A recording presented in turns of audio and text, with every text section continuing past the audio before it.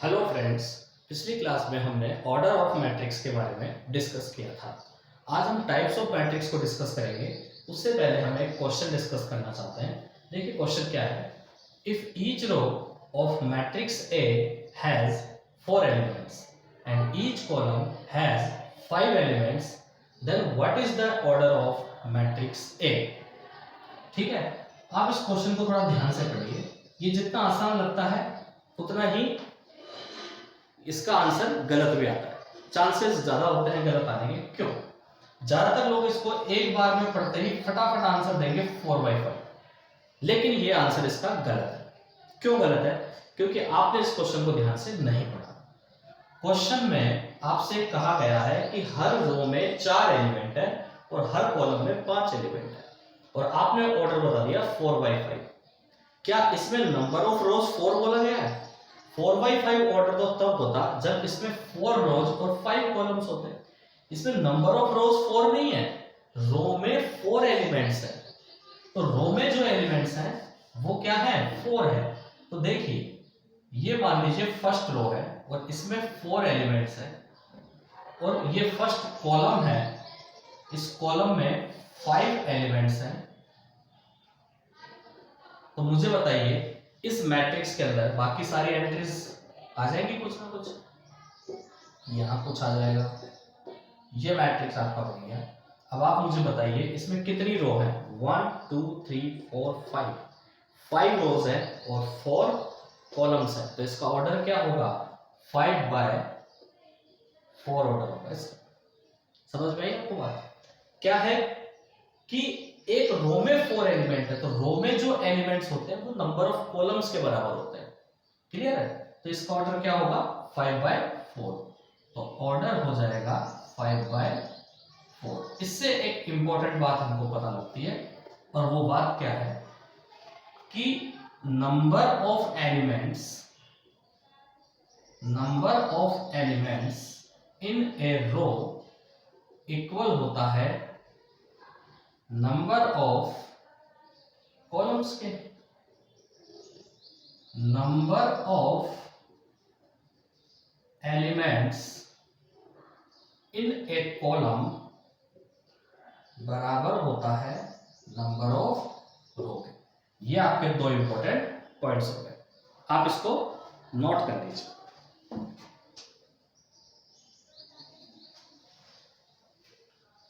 Next, अब हम types of matrix को डिस्कस करेंगे।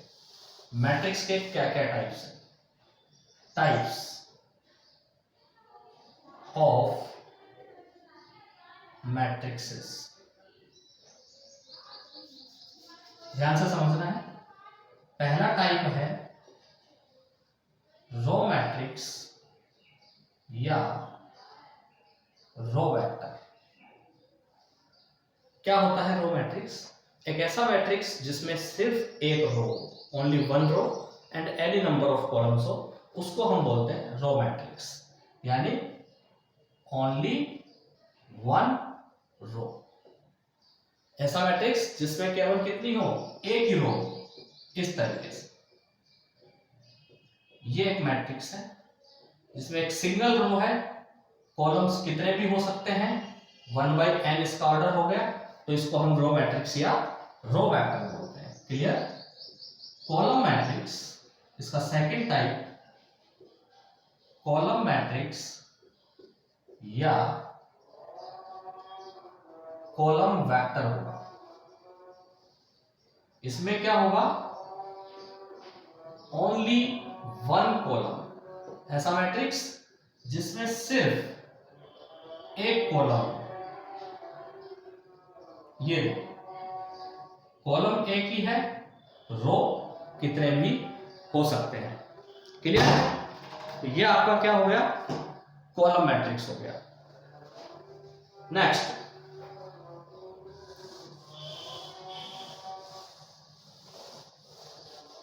जिसका थर्ड टाइप है वो होता है हॉरिजॉन्टल मैट्रिक्स। हॉरिजॉन्टल मैट्रिक्स, इसको हॉरिजॉन्टल वेक्टर नहीं बोलते। हॉरिजॉन्टल मैट्रिक्स में आप समझिए, हॉरिजॉन्टल कोई भी चीज ऐसे होती है, तो अगर कोई मैट्रिक्स इस तरीके से बनेगा, इस तरीके से बनेगा, तो देखिए उसमें कॉलम्स ज्यादा होंगे कि नहीं होंगे, कॉलम्स रो से ज्यादा होंगे, तो उसको क्या बोलेंगे, horizontal matrix. Number of columns अगर ज्यादा हो नंबर ऑफ रो से, तो उस मैट्रिक्स को क्या बोलते हैं, हॉरिजॉन्टल मैट्रिक्स बोलते हैं। देखिए आप, एक मैं एग्जांपल ले रहा हूं, ये 4 कॉलम्स ले लिए और 2 रोज ले लेता हूं, तो ये एक हॉरिजॉन्टल मैट्रिक्स हो गया। क्लियर।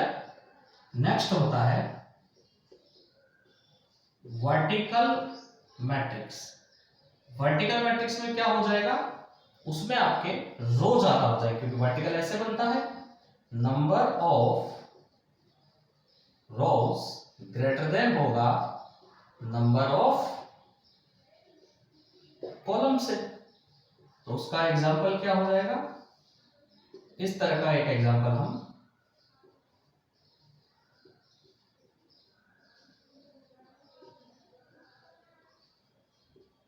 ये ले लीजिए, 4 इसमें रो है और 2 इसमें कॉलम्स है, तो इसको हम क्या बोलेंगे, वर्टिकल मैट्रिक्स बोलेंगे।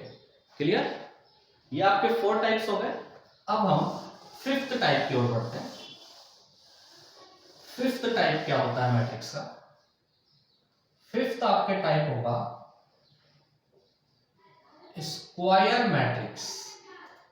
स्क्वायर मैट्रिक्स में नंबर ऑफ रोज इक्वल होंगे नंबर ऑफ कॉलम्स के, रो कॉलम के बराबर होंगे, तो उसको क्या बोला जाता है बच्चों, स्क्वायर मैट्रिक्स। फॉर एग्जांपल ये एक मैट्रिक्स है, A11, A12, A21, A22, ये 2x2, या आप इसको ऐसे भी बोल सकते हो, ऑर्डर 2। स्क्वायर मैट्रिक्स में ऐसे भी बोला जा सकता है। दूसरा अगर आप एग्जांपल लेना चाहें, A11, 12, 13, 21, 22, 23, 31, 32, 33, ये आपका स्क्वायर मैट्रिक्स हो गया। क्लियर। जिसमें रो कॉलम्स के क्या होते हैं, बराबर होते हैं। ठीक। अगले टाइप पर बढ़ने से पहले हम इस स्क्वायर मैट्रिक्स की एक स्पेशलिटी पढ़ लेते हैं, जो सिर्फ स्क्वायर मैट्रिक्स में होता है। किसी भी रेक्टेंगुलर यानी 2x3 या 3x2 ऑर्डर के मैट्रिक्स में इस तरह की चीज नहीं होती। और वो क्या है, क्या नहीं होता है, किस चीज की मैं बात कर रहा हूं, वो है diagonal of A square matrix. एक स्क्वायर मैट्रिक्स में डायगोनल भी होता है। क्या होता है बच्चों, डायगोनल। ये डायगोनल 2x3 या 3x2 ऑर्डर के मैट्रिक्सेस में नहीं होता। क्या होता है बच्चों डायगोनल, ये देखिए, एक मैट्रिक्स में बनाता हूं n बाई n ऑर्डर का,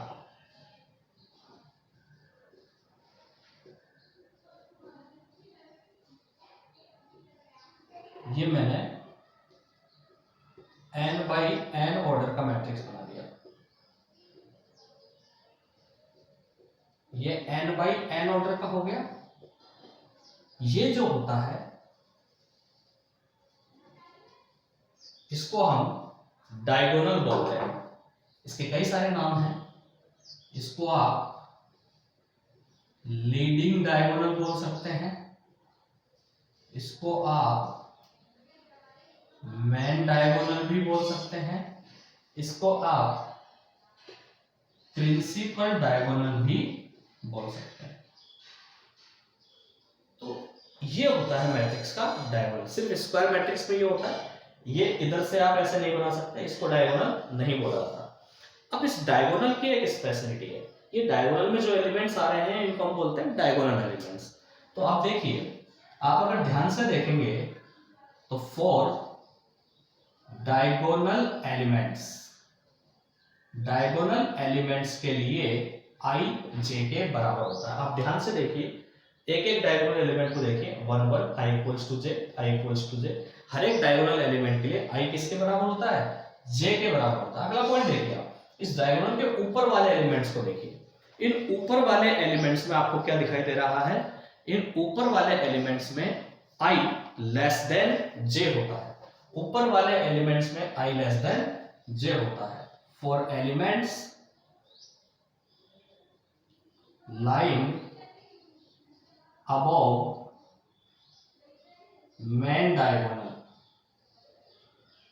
डायगोनल के ऊपर जो एलिमेंट्स हैं उनके लिए i j से छोटा होगा, और नीचे वाले एलिमेंट्स के लिए i क्या होगा, बड़ा होगा j से। For elements lying below main diagonal i greater than j होता है। तो इस डायगोनल मैट्रिक्स को तीन symmetric parts i equals to j, i less than j और i ग्रेटर देन j में डिवाइड कर दिया। इंपॉर्टेंट कॉन्सेप्ट है बच्चों, ये आपको क्वेश्चंस वगैरह में क्या होता है, काम आता रहेगा, तो आप इसको थोड़ा ध्यान रखें। क्लियर? काफी इंपॉर्टेंट कॉन्सेप्ट है, आगे काम आता रहेगा। अब हम अगले टाइप की ओर बढ़ते हैं। इसका जो अगला टाइप है मैट्रिक्स का, वो है डायगोनल मैट्रिक्स। अभी तुमने diagonal of A square matrix पढ़ा था, हर स्क्वायर मैट्रिक्स में डायगोनल होता है, लेकिन डायगोनल मैट्रिक्स किसको बोलते हैं, एक ऐसा स्क्वायर मैट्रिक्स होना जरूरी है, ध्यान दें, एक ऐसा स्क्वायर मैट्रिक्स जिसमें नॉन डायगोनल एलिमेंट्स, यानी डायगोनल के अलावा बाकी के सारे एलिमेंट्स क्या होने चाहिए, जीरो, तो उसको हम क्या बोलेंगे, डायगोनल एलिमेंट्स। यानी कि non diagonal elements equal to zero, और डायगोनल एलिमेंट्स जीरो हो भी सकते हैं और नहीं भी हो सकते। डायगोनल एलिमेंट्स कुछ भी हो सकते हैं, नॉन डायगोनल एलिमेंट्स क्या होने चाहिए, जीरो होने चाहिए।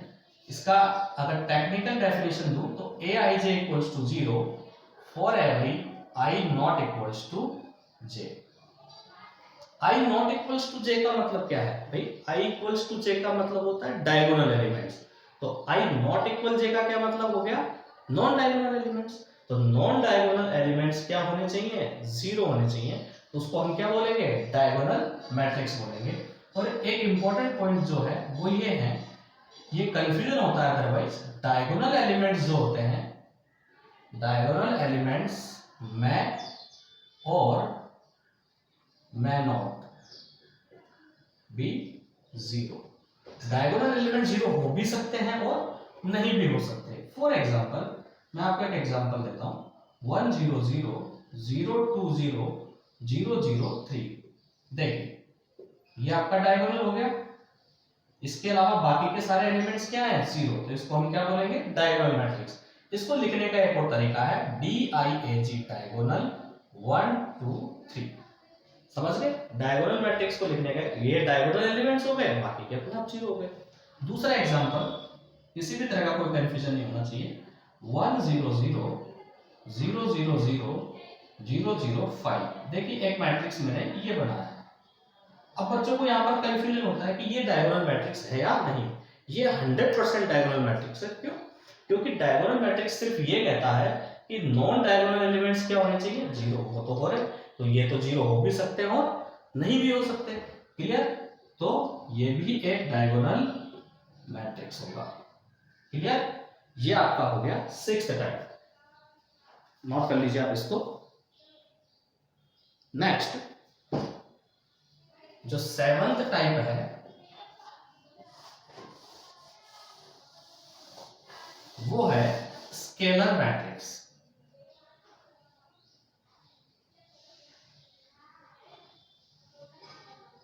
डायगोनल मैट्रिक्स के बाद अगला टाइप आता है स्केलर मैट्रिक्स। स्केलर मैट्रिक्स में क्या होता है, स्केलर मैट्रिक्स में नॉन डायगोनल एलिमेंट्स होते हैं जीरो, साथ में डायगोनल एलिमेंट्स होते हैं इक्वल। यानी ये डायगोनल का ही एक सेकंड जो अपडेटेड है वर्जन। देखिए स्केलर मैट्रिक्स क्या होगा, aij जीरो होगा for every i not equals to j, non diagonal elements zero, and aij equals to constant यानी equal for every i equals to j। i equals to j का मतलब diagonal element. तो for example 2 0 0 0 2 0 0 0 2, इसको आप क्या बोल देंगे, scalar matrix बोल देंगे। देखिए नॉन डायगोनल जीरो है और डायगोनल्स क्या होने चाहिए, इक्वल, तो इसको क्या बोला जाता है, स्केलर मैट्रिक्स। ठीक है, अगला जो इसका टाइप है वो है आइडेंटिटी मैट्रिक्स। ये थोड़ा इंपॉर्टेंट मैट्रिक्स होता है। देखिए अब इसमें एक और स्पेशल कंडीशन अगर लगा दें तो वो क्या बन जाएगा, आइडेंटिटी मैट्रिक्स बन जाएगा।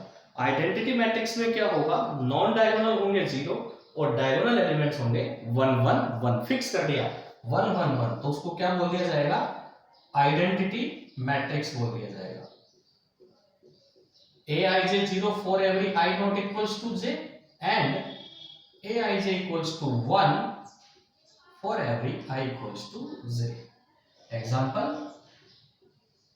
1 0 0 1, ये 2 by 2 का आइडेंटिटी मैट्रिक्स है। देखिए नॉन डायगोनल जीरो है, डायगोनल 1 है। या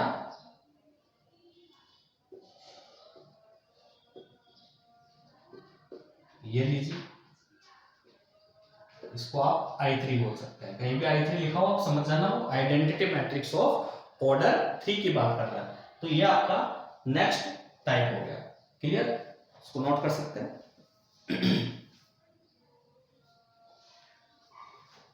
नेक्स्ट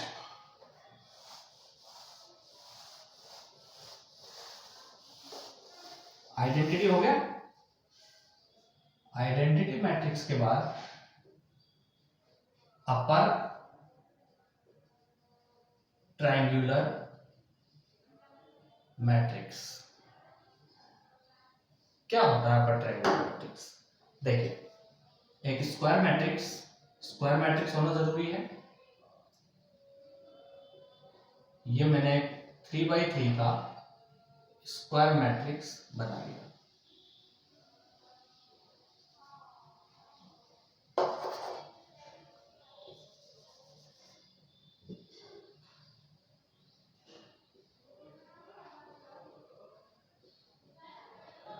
ठीक है, देखिए क्या होता है, ये डायगोनल हो गया। इस डायगोनल के नीचे वाले एलिमेंट्स क्या होने चाहिए, जीरो।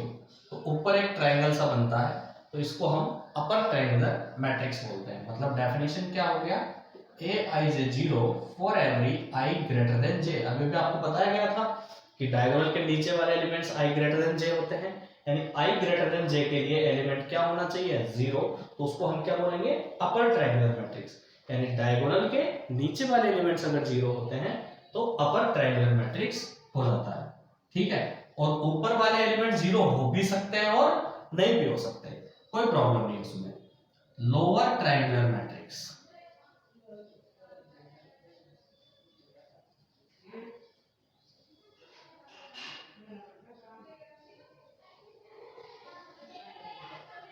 ये देखिए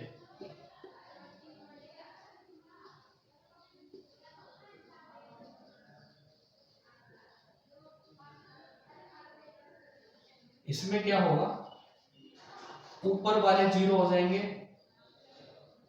नीचे बन जाएगा ट्रायंगल। इसको क्या बोला जाता है, lower triangular matrix. Clear. Next जो इसका टाइप आएगा, लास्ट टाइप है नल मैट्रिक्स या जीरो मैट्रिक्स। देखिए नल मैट्रिक्स क्या होता है, किसी भी ऑर्डर का हो, स्क्वायर मैट्रिक्स होना जरूरी नहीं है, एक ऐसा मैट्रिक्स जिसमें सारे एलिमेंट्स जीरो हो, चाहे वो किसी भी ऑर्डर का हो। aij equals to zero for every i and j, तो हम उसको क्या बोलेंगे, नल मैट्रिक्स या जीरो मैट्रिक्स। फॉर एग्जांपल ये एक मैट्रिक्स ले लिया, किसी भी ऑर्डर का हो कोई फर्क नहीं पड़ता, सारे एलिमेंट्स जीरो होने चाहिए, तो इसको हम क्या बोलेंगे, नल मैट्रिक्स। तो ये आपके टाइप्स ऑफ मैट्रिक्स थे। क्लियर है आपको। ठीक है, आपको इनको पढ़ना है, काफी इंपॉर्टेंट है। अब इन टाइप्स के बारे में मैं आपसे कुछ क्वेश्चन पूछना चाहता हूं, पर उससे पहले मैं आपको थोड़ा सा रिवाइज कर देता हूं। आपको याद करने की बिल्कुल भी जरूरत नहीं है, याद आपको कुछ भी नहीं करना पड़ेगा, ठीक है, सिर्फ समझेंगे तो उसी से आपको पता लग जाएगा कि कौन सा मैट्रिक्स क्या होता है। रो मैट्रिक्स एक ऐसा मैट्रिक्स जिसमें एक ही रो हो, कॉलम जिसमें एक ही कॉलम हो, हॉरिजॉन्टल ऐसे याद करना, हॉरिजॉन्टल मतलब कॉलम ज्यादा हो रो से, वर्टिकल रो ज्यादा हो कॉलम से, स्क्वायर मैट्रिक्स जिसमें रो और कॉलम बराबर हो। स्क्वायर मैट्रिक्स में एक डायगोनल होता है, डायगोनल के बारे में आपको बताया गया i इक्वल्स टू जे। अगर आप कभी भूल जाओ कि i ग्रेटर देन जे कहां होता है, लेस देन जे कहां होता है, तो आप 2/2 का फटाफट से एक मैट्रिक्स बना लीजिए। एक 2/2 का आप ट्रिक करके इसको नोट कर सकते हैं, यह आपको याद रखने देगा कि ये होता है i इक्वल्स टू जे, ये होता है देखिए 1 2, तो i लेस देन j, और ये पोर्शन होता है i greater than j। Confusion हो जाता है कई बार कि लेस देन ऊपर होता है कि नीचे होता है, तो आपको ऐसे याद रख सकते हैं, क्लियर, आप इसको ट्रिक की तरह याद कर सकते हैं। तो फिर डायगोनल मैट्रिक्स हमने पढ़ा, डायगोनल मैट्रिक्स में क्या होता है, डायगोनल के अलावा बाकी सारे जीरो, और डायगोनल एलिमेंट्स जीरो हो भी सकते हैं और नहीं भी हो सकते। उसके बाद आपने पढ़ा स्केलर मैट्रिक्स, स्केलर में डायगोनल वाले एलिमेंट्स क्या हो जाते हैं, इक्वल, बाकी सारे जीरो। आइडेंटिटी मैट्रिक्स, उसमें स्केलर जो उसमें जो डायगोनल एलिमेंट्स हैं वो भी वन फिक्स कर दिया, वन। स्केलर में तो कुछ भी हो सकते थे, वो बस इक्वल होने चाहिए, 2 भी हो सकते हैं, 3 भी हो सकते हैं, 4 भी हो सकते हैं, ऐसे, ठीक है। तो उसके बाद आपने पढ़ा आइडेंटिटी मैट्रिक्स, आइडेंटिटी के बाद आपने पढ़ा अपर ट्रायंगुलर। अपर ट्रायंगुलर ऊपर ट्रायंगल बनता है, नीचे वाले एलिमेंट्स जीरो होते हैं डायगोनल के, और लोअर ट्रायंगुलर, लोअर में नीचे ट्रायंगल बनता है, डायगोनल के ऊपर वाले एलिमेंट जीरो होते हैं। और उसके बाद आपने पढ़ा नल मैट्रिक्स, नल मैट्रिक्स मतलब जीरो मैट्रिक्स, क्लियर। अब हम इसमें कुछ क्वेश्चंस डिस्कस करना चाहते हैं, कुछ क्वेश्चंस डिस्कस करना चाहते हैं जो टाइप से रिलेटेड है। दो क्वेश्चंस मैं कराऊंगा। पहला क्वेश्चन है find minimum number of zeros in a diagonal matrix of order n। n by n order के डायगोनल मैट्रिक्स में कम से कम कितने जीरो होने चाहिए, ठीक है। क्वेश्चन को समझ लेते हैं। एक n by n ऑर्डर का मैट्रिक्स बनाते हैं,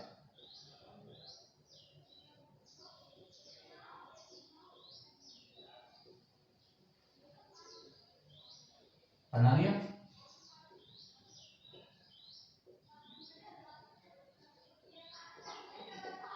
ये n by n का, ये मैंने एक जनरल मैट्रिक्स बना लिया, ये आपका डायगोनल हो गया। अब आप ये कह रहे हैं कि अगर ये डायगोनल मैट्रिक्स है तो कम से कम कितने जीरो होने चाहिए। तो आप इसको ध्यान से देखिए, डायगोनल मैट्रिक्स में कम से कम कितने जीरो होने चाहिए, इनके अलावा बाकी तो जीरो होने ही चाहिए। तो आपको यही तो काउंट करना है कि ये प्लस ये कितने हैं, क्योंकि आपको मिनिमम जीरो चाहिए, तो मिनिमम जीरो कौन कौन होने चाहिए भाई, ये तो हो भी सकते नहीं भी हो सकते, मिनिमम चाहिए तो हम इनको जीरो लेंगे ही नहीं। तो ये सारे एलिमेंट्स क्या होने चाहिए, जीरो होने चाहिए। तो आप मुझे ये बताएं कि इसमें टोटल एलिमेंट्स कितने हैं, n स्क्वायर, क्योंकि n बाई n का है। इनमें से ये जो डायगोनल वाले एलिमेंट्स हैं, डायगोनल वाले जो एलिमेंट्स हैं वो कितने हैं, n। तो बताइए रिमेनिंग कितने हुए, रिमेनिंग का मतलब नॉन डायगोनल, इनके अलावा बाकी कितने हुए, n स्क्वायर माइनस n। तो यही तो आपके मिनिमम जीरोस होने चाहिए, तो ये आपका आंसर हो गया। नोट कर लीजिए आप इस क्वेश्चन को। अब मैं दूसरा क्वेश्चन देता हूं, मिनिमम की जगह कर देता हूं मैक्सिमम, और जीरोस की जगह कर देता हूं डिस्टिंक्ट एलिमेंट्स। देखिए क्वेश्चन क्या है, find maximum number of distinct elements in A diagonal matrix of order n। ठीक है, यही मैट्रिक्स है। इस मैट्रिक्स में अगर ये डायगोनल है तो बाकी सारे तो जीरो होने चाहिए, इन पर तो हमारा कोई बस ही नहीं है। समझ रहे हैं नहीं समझ रहे हैं? तो बताइए मैक्सिमम डिस्टिंक्ट एलिमेंट्स कितने हो सकते हैं? फिर मैक्सिमम यही हो सकते हैं, सारे डिस्टिंक्ट हो जाएंगे और क्या होगा भाई। मैक्सिमम डिस्टिंक्ट एलिमेंट्स कितनी हो सकती है? n। लेकिन n आंसर नहीं है इसका, n+1, क्योंकि ये जो जीरोज हैं तो इतने सारे जीरो तो एक तो काउंट करोगे आप उसको, तो इसमें कितने हो जाएंगे? टोटल एलिमेंट्स ये हो गए, डायगोनल एलिमेंट्स ये हो गए, तो मैक्सिमम डिस्टिंक्ट एंट्रीज कितनी हो जाएंगी? n+1। देखिए मैं आपको एक एग्जांपल समझाता हूं। एक 3x3 का डायगोनल ले लेता हूं मैट्रिक्स 3x3 का। ये डायगोनल एंट्रीज को मैं अभी फिलअप नहीं कर रहा। ये एक डायगोनल मैट्रिक्स है 3x3 का, क्योंकि नॉन डायगोनल एलिमेंट्स तो मैंने जीरो कर ही दिए, होने ही चाहिए वो तो।